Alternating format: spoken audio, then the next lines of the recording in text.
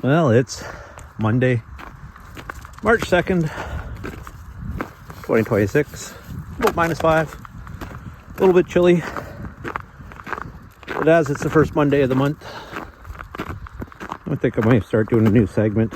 First Monday of every month will be the Mental Health Monday. There'll be a check-in of me and my mental health and potentially the ones around me, and just a way to open up the discussions.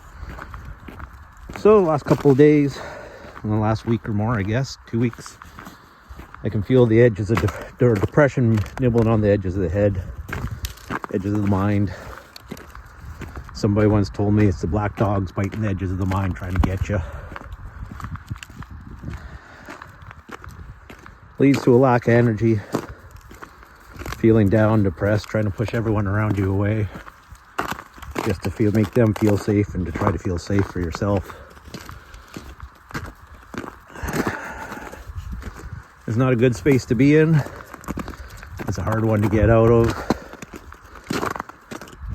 I choose my own choice not to use medications. I've been on them before. They didn't do much for me other than to make it so that I just had no feelings whatsoever. What I like to say is I was in shades of gray. Wasn't happy, wasn't sad, was just there. And that was a very tough place to be, and coming off them was even worse. So instead, I recognize that they're coming, do everything in my power to try to shorten the duration of them by getting out, doing stuff, making sure I'm still moving forward, taking care of myself, as hard as it might be that day.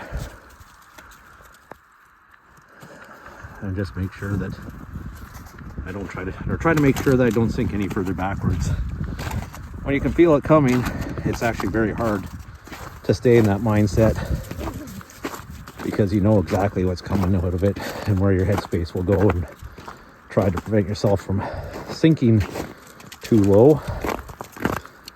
But it's one of the things about mental health, PTSD especially, is you have all the other little diagnoses, I guess it is, that go along with it.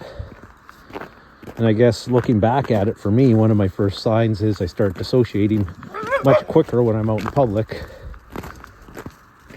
And then I can see, now that I realize it, I can recognize that as maybe the first sign of me slipping backwards, is when the dissociation starts hitting that much quicker and harder.